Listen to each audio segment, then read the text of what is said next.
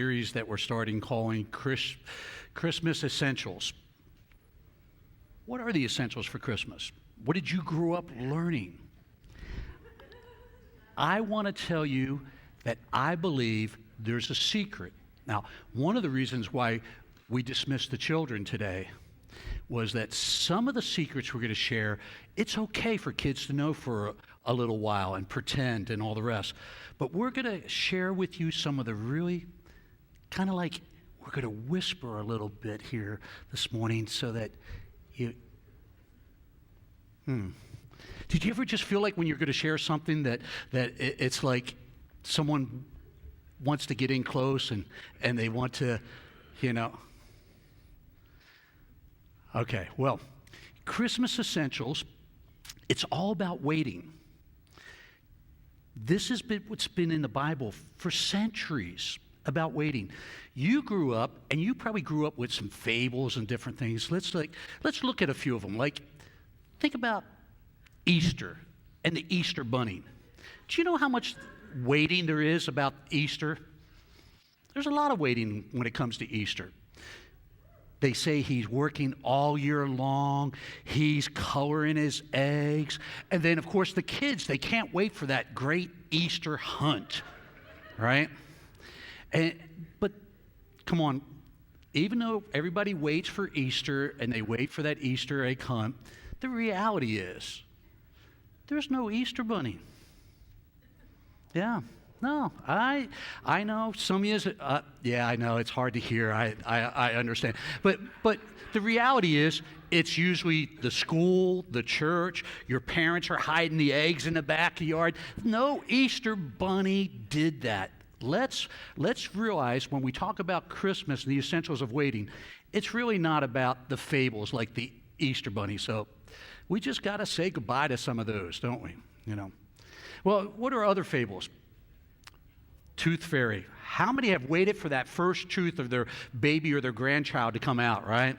A very exciting thing that the tooth fairy will show up at night because you put that tooth magically under a pillow, and the tooth fairy does what? Leaves money. Now, when I was growing up, it was only a quarter. It's amazing the inflation that goes now. If there's not at least $1, and some parents I've heard give $5 for a tooth. But if you notice who I said, there's no real tooth fairy that's taking the teeth. Yeah, it's just the reality. There's no real tooth fairy. Mom and Dad, you're always saying, did you get the $1 for today, or do you got the $5? Little Sissy or little Johnny's lost their tooth, and we got to slip it under there while they're sleeping and take their tooth out. So when we're talking about Christmas essentials and waiting, we just got to say goodbye to some of those. We need to say goodbye to the tooth fairy, and just, let the tooth fairy go, Well, the biggest one is Christmas, isn't it? That's why Christmas and waiting. How many fables have we had? Do you remember as a kid, you probably had it with the radio stations here.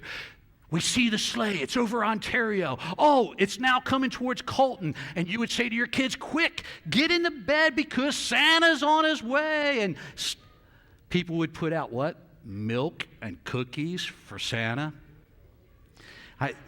Now, let's be honest. You guys, we build up the Santa and waiting for, that he's checking his list, checking it twice to see which ones have been naughty and nice. Yeah, see, these things. But the reality is, there's no Santa. Yeah. Mindy's dad played Santa. They called him Mr. Claus all the time. He would go to such extremes. He'd even go out into the cow patty pastures and get some of them and put plops to show where the reindeers have been at, all the way up to the roof one year to tell them that, look what the reindeers left behind. But it was Mindy's dad. There's no Santa Claus. So sometimes we have to, when we're going to share with you over the next 3 weeks some of the essentials that you need to know. Santa's not essential. He's okay for little kids, but sometimes you just got to say goodbye to him, Yeah, you got to say goodbye to him. All right. I knew that would be difficult for you to that. But, okay, let's be honest. They're okay. These are fine things to have for kids, right? Yeah. These are great things in that. But for today, let's just pretend that today we're going to be adults here today, and we're just going to wave goodbye to those fables for a few weeks as we look at what the Bible, yeah, there you go, just wave goodbye. Wow, you guys are really good about that, huh? You know, I love this group here. I don't usually have that kind of response that, people waving goodbye and stuff, but yeah, we're going to wave goodbye to that, and we're going to get into the Bible and what it has to say about the essentials of Christmas and the waiting aspect. It started all the way in Genesis chapter 3. In Genesis chapter 3, verse 15, something took place. There was a serpent in the garden that he was lying to Adam and Eve about God. Eve especially, she believed and was deceived. Adam then ate of the fruits from the tree of the knowledge of good and evil. And we come to this verse in chapter 3, verse 15, and you say, this deals with Christmas? Yeah, it deals with the Christmas wait. Here's the verse. It's chapter 3, verse 15. It says, and I will put enmity between you and the woman, and between your seed and her seed. If you notice, I have her seed in yellow up there, and he shall bruise your head, and you shall bruise his heel. And that's New King James Version, how that says that she has a seed. Now, we know in biology, it's the man that has the seed. The woman doesn't have the seed. The man is the one that plants the seed so that a baby can be born. What was being said back here, all the way back in Genesis, was a hope that there would be a woman one day, and that the seed that would go inside of her would be so miraculous that it would turn around all that took place in the garden. We know that story, how it comes to pass in Matthew chapter 1 and 2 and Luke chapter 2, the story of Mary. That's who Genesis 3:15. Do you know that's 4,000 years in the future? Now you talk about waiting. When they were waiting for that very first Christmas, when they were waiting for that first Advent, for the one that could take away the sin that took place 4,000 years before, I think God has a different concept of waiting than you and I do, don't you? One of the things my mom used to always say about this verse, we were raised Catholic. If you have 8 kids and you live in Philadelphia, you have to be, 8 kids, Philadelphia, O'Connor. You got to be Irish Catholic. And my mom, going to catechism, all the rest, she said, we learned that verse is what Eve lost in the garden, Mary got back. Kind of like one woman was blamed for sin coming in the world, but another woman would be the answer for sin being taken out of the world.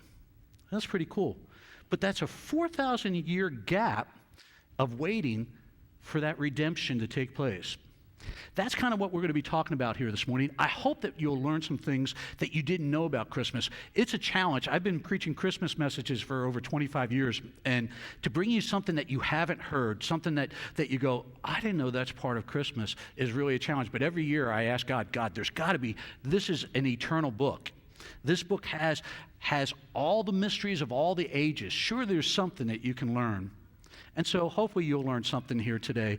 Maybe that was your little piece today that you didn't realize, that it was in the garden that the foreshadow, the telling of the answer would be a woman in the future, that she would get actually pregnant by the seed of God as a virgin, and it would be the answer for the sin of the world. Let's be honest. Not all waiting is equal. If you're a young person and you are waiting for the new episodes this year of The Walking Dead, how serious of waiting is that when you go, oh, I just can't wait for the new series to start, the new television program or whatever. Some waiting is just passing time. Now, if you're sitting in the hospital and you're waiting for someone to come through surgery, all of a sudden the waiting takes on a different weight. In the scriptures that I'm going to share with you here, it shows you that there's a different type of waiting than just, oh, I'm waiting for Friday night, or I'm waiting for Christmas, or I'm waiting for something that's coming very quickly. It shows the depth of the emotions, the heart, life itself in these verses about waiting. The first is Psalms 130, verse 5. In Psalms 130, verse 5, it says, I wait for the Lord. My whole being waits. And in his word, I put my hope. This verse really right here, and this is written by David, the king. And you can see that this is a different type of waiting than I'm waiting for the next dance that could happen or the next fun thing to take place. That something where your whole being is waiting. Something that you sense inside is so powerful that could come to pass that you, with your very being, you pray about it each day, you think about it, you feel the weight of that waiting. Well, earlier in Psalm 69, verse 3, he spells it out in even deeper emotions. He says, I am weary with my crying out. My throat is parched. My eyes grow dim with waiting for God. Wow.